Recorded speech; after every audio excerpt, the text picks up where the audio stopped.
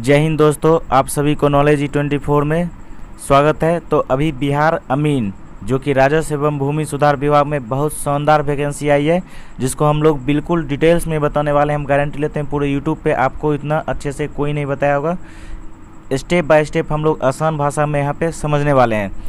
तो देखिए यहाँ पे वेरियस टाइप के पोस्ट्स हैं, जिसमें कि सबसे जो शानदार यहाँ पे सबसे ज़्यादा वैकेंसी जो है वो बिहार अमीन में दिया गया है। तो हम लोग क्या करेंगे, यहाँ पे स्टेप बाय स्टेप सारी इन्फॉर्मेशन जानेंगे, जैसा कि आप लोग थंबनेल पे देख रहे होंगे।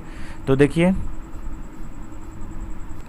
तो दोस्तों देखिए, जैसा कि आप लोग यहाँ पे देख रहे हैं, असिस्टेंट सेटलमेंट ऑफिसर, ठीक है, उसके बाद कैंगो ऑफिसर अमीन, क्लर्क, ये सारे पोस्ट यहाँ पे दिए गए हैं। सारे को हम यहाँ पे डिटेल्स में जानने वाले हैं। इसका क्वालिफिकेशन क्या रहने वाला है, सिलेक्शन प्रोसेस क्या रहने वाला है। टोटल मिला के 2506 पोस्ट यहाँ पे दिए गए हैं। और ये देखिए, इसका सिलेक्शन प्रोसेस आपको जो यूट्यूब पे बहुत सारे वीडियो मिलेंगे, लेकिन उतना सटीक तरीके से कोई नहीं बताएगा जितना हम अभी आपको यहाँ पे बताने वाले हैं। तो चलिए हम लोग चलते हैं, स्टेप बाय स्टेप सारी इन्फॉर्मेशन जानते हैं। उससे पहले आप सभी से एक छोटी सी रिक्वेस्ट है, चैनल पे नए चैनल को सब्सक्राइब कर लीजिए, अपने दोस्तों को भी शेयर करिए, ताकि आपके साथ साथ आपके दोस्तों को भी हेल्प मिल सके। तो दोस्तों चलिए हम लोग चलते हैं नोटिफिकेशन पे। तो दोस्तों स्टेप बाय स्टेप हम सारे पोस्ट के बारे में यहाँ पे जानने वाले हैं। अगर वीडियो आपको अच्छा लगेगा तो वीडियो को लाइक भी करना बिल्कुल ना भूलिएगा। तो आप लोग देख सकते हैं यहाँ पे बिहार सरकार राजस्व एवं भूमि सुधार विभाग के द्वारा भू अभिलेख एवं परिवहन निर्देशालय से यहाँ पे पोस्ट आई हुई है, जो कि याचिका नंबर यहाँ पे दिया गया है। सारा कुछ आप लोग देख सकते हैं।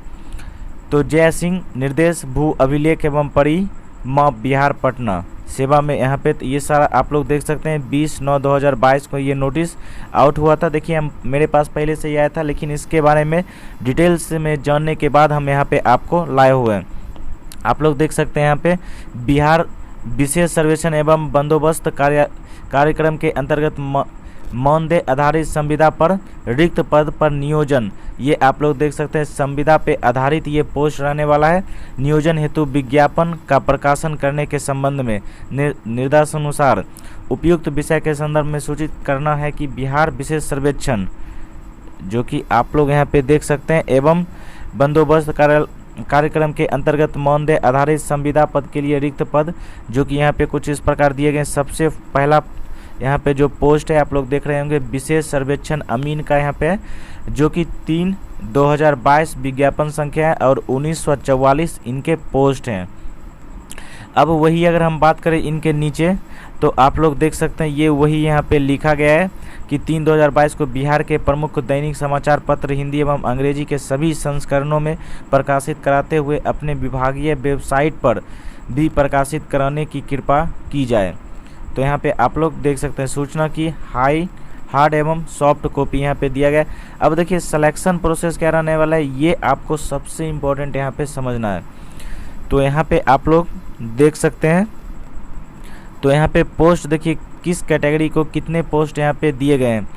तो अनुसूचित जाति को 293, अनुसूचित जनजाति को 12, अत्यंत पिछड़ा वर्ग को 288, पिछड़ा वर्ग को 161 और पिछड़े वर्गों की महिला को 93 यहाँ पे दिया गया। अनारक्षित 1005 पोस्ट है। आर्थिक रूप से कमजोर EWS का 92 है। सारा मिला के आप लोग देख सकते हैं, जैसा कि 1944 पोस्ट यहाँ पे हो रहे हैं। अब देखिए बताया गया रिक्तियों की संख्या घट बढ़ सकती है, ठीक है। तो देखिए घटने की कम चांस, यहाँ पे बढ़ने की ज़्यादा चांस रहती है। अब देखिए इसके सबसे जो इम्पोर्टेंट है वो यहाँ पे आप लोग देख सकते हैं, आरक्षण। राज्य सरकार के आरक्षण नीति का पालन किया जाएगा। इसमें आदेश रोस्टर का अनुपालन किया जाएगा। रोस्टर क्या होता है ये हम पहले से ही आपको बता चुके हैं, तो इनमें दोबारा बताने की कोई विशेषता नहीं है। अब देखिए यहाँ पे जानते हैं, बिहार सरकार के सरकारी पॉलिटेक्निक महाविद्यालय एवं AICTE से संबंध तथा मान्यता प्राप्त पॉलिटेक्निक संस्थानों से सिविल इंजीनियरिंग में डिप्लोमा प्राप्त अभ्यर्थियों के लिए सभी आरक्षण कोटि में 40% शैक्षिक आरक्षण लागू होगा। जो स्टूडेंट पॉलिटेक्निक किए हुए हैं, ठीक है, एवं AICTE से किए हुए हैं, ठीक है, तो उनको 40% यहाँ पे आरक्षण दिया जाएगा। और सबसे जो इम्पोर्टेंट चीज़ है वो आपको यहाँ पे हम बताना चाहेंगे, बिना एग्ज़ाम का आपका यहाँ पे सिलेक्शन होने वाला है। जी हाँ दोस्तों, बिना एग्ज़ाम का आपका सिलेक्शन होने वाला है। चलिए हम वो भी आपको यहाँ पे दिखा देते हैं। तो यहाँ पे देख सकते हैं अमीन सर्वेक्षण सिविल इंजीनियरिंग में डिप्लोमा रहना चाहिए, वो सारे एलिजिबल हैं इनके लिए। अब अगर देखिए इसके बात करें तो दोस्तों यहाँ पे देख सकते हैं जो सबसे इम्पोर्टेंट है, जब आपका चयन हो जाता है, चयन के पश्चात प्रशिक्षण के समय स्वयं का लैपटॉप, मोबाइल एवं इंटरनेट होना अनिवार्य है। आपके पास खुद का मोबाइल होना चाहिए, लैपटॉप होना चाहिए और इंटरनेट होना चाहिए। इस हेतु उक्त नवनियोजित संविदा कर्मियों को 1 वर्ष तक, आपको 1 साल तक यहाँ पे प्रति माह देख सकते हैं, प्रति माह 4,000 रुपये का अतिरिक्त भुगतान, जितना आपका सैलरी होगा उससे 4,000 रुपये अतिरिक्त आपको यहाँ पे दिए जाएंगे। उसके पश्चात आगे के वर्षों के लिए मात्र यहाँ पे आपको 400 यहाँ पे देख सकते हैं रुपये प्रति माह तक की ही प्रतिपूर्ति नियोजन अवधि तक की जाएगी। तो देखिए शुरू में 4,000 इसलिए दिया जाएगा ताकि आप अपना लैपटॉप खरीद रहे हैं, अपना फ़ोन ले रहे हैं, इस कारण से। उसके बाद नेक्स्ट वर्ष आपको 400 रुपये प्रति माह आपको यहाँ पे दिए जाएंगे। तो दोस्तों देखिए इससे उम्मीद है कि आपको समझ में आ गया होगा। अब उम्र की बात करें तो यहाँ पे देख सकते हैं उम्र न्यूनतम आयु दिनांक 1/1/2022 को न्यूनतम उम्र 18 साल आपका पूर्ण होना चाहिए। 18 से 37 साल यहाँ पे दिया गया है, वो 1/1/2022 तक जिनका 18 साल पूरा है वही एलिजिबल हैं। पिछड़ा वर्ग पुरुष एवं महिला के लिए देखिए 40 साल यहाँ पे दिए गए हैं।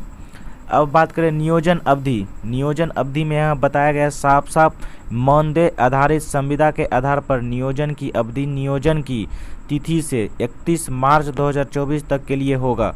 आवश्यकता पड़ने पर इसे बढ़ाया जा सकता है। तो आपका मात्र यहाँ पे जो जॉब होने वाला है 31 मार्च 2024 तक रहने वाला है। आपको अगर बिहार सरकार की ज़रूरत पड़ती है तो आपको यहाँ पे बढ़ा सकता है।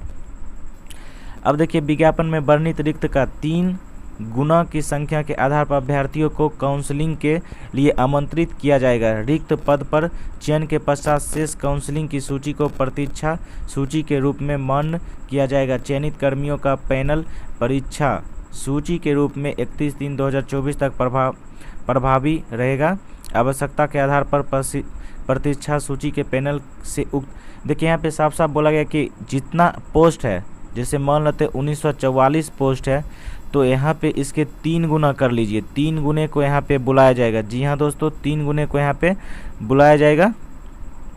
उसके बाद बोला गया जितना देखिए काउंसलिंग करवाएगा, काउंसलिंग में अगर सारे बच्चे उपस्थित हो गए तो जो 2 गुने को बुलाया गया था उनको अभी वहाँ पे सिलेक्शन नहीं होगा, बट अगर बिहार सरकार को ज़रूरत पड़ती है तो आपको भी वो बुला सकता है।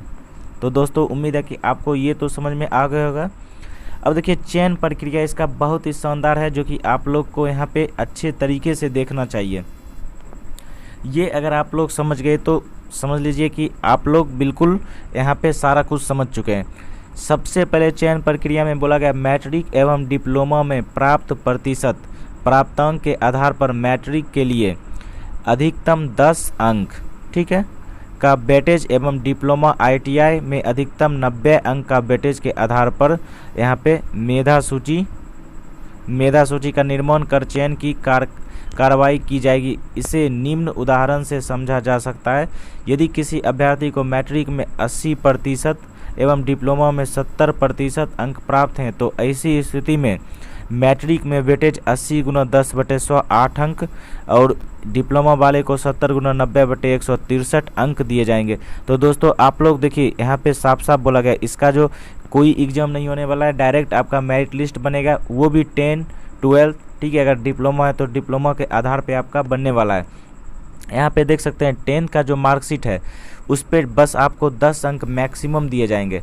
अब देखिए कैलकुलेट कैसे करता है ये, तो देखिए जैसे मान लेते हैं आपके 75% है या 70%, 75 मान के चलते हैं तो 75 गुना मैक्सिमम 10 नंबर है, ठीक है, बटे 100 कर दीजिए। इसको काट दीजिए 0 को 0 से।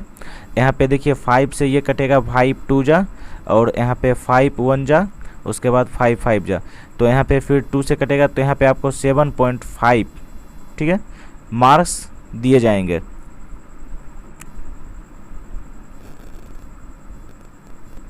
तो उम्मीद है कि आपको ये तो समझ में आ गया होगा।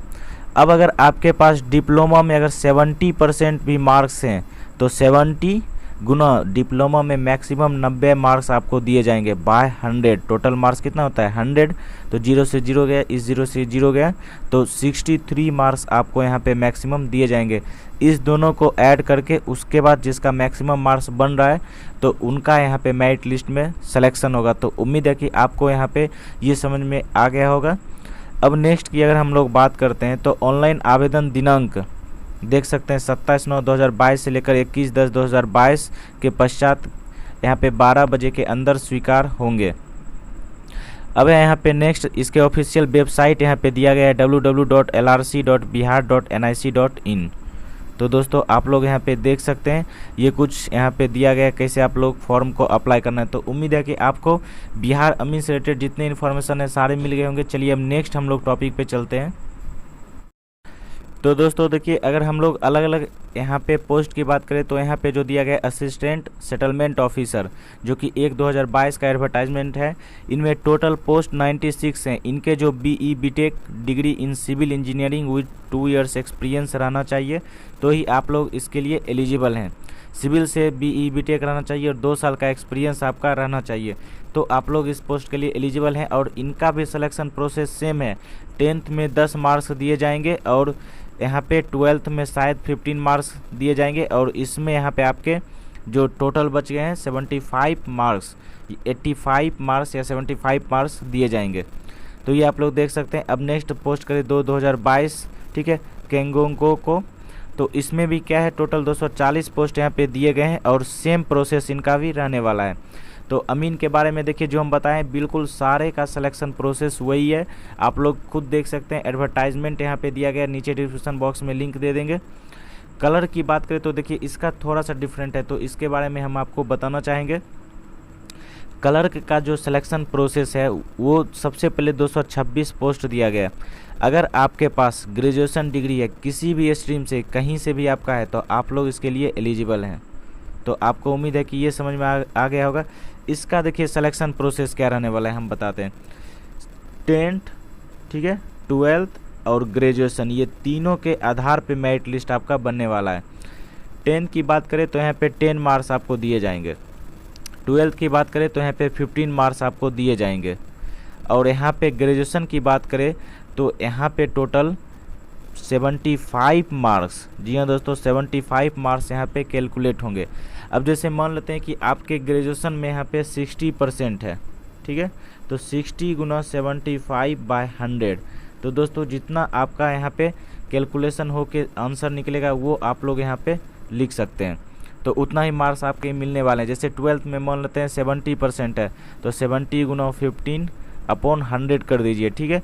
तो यहाँ से आपके 12th के मार्क्स कैलकुलेट हो जाएंगे। अब नेक्स्ट अगर 10th की बात करें तो 10th का यहाँ पे क्या होगा कि जैसे 10th में मान लेते हैं आपके 70% मार्क्स हैं तो 70 × 10/100 यहाँ पे हो गया, तो ये 0 से 0 गया, 7 मार्क्स आपके 10th में आ जाएंगे। तो इस प्रकार आप लोग यहाँ पे कैलकुलेशन कर सकते हैं और क्वालिफिकेशन सारा कुछ हम बता चुके हैं। अगर आप लोग चाहते हैं कि नहीं डिटेल्स में हमको और अच्छे से जानना है तो आप लोग कमेंट करिएगा, उस पर भी लाएंगे, क्योंकि देखिए एक का जो हम बता दिए उसी का यहाँ पे सारा प्रोसेस रहने वाला है। और यहाँ पे हम लोग सिलेक्शन प्रोसेस को डिटेल्स में बता दिए, सिर्फ मेरिट लिस्ट के आधार पर आपका चयन होगा। तो उम्मीद है कि आपको इस वीडियो में इन्फॉर्मेशन मिली होगी। तो आज के लिए इतना ही, मिलते हैं नेक्स्ट वीडियो में। जय हिंद दोस्तों।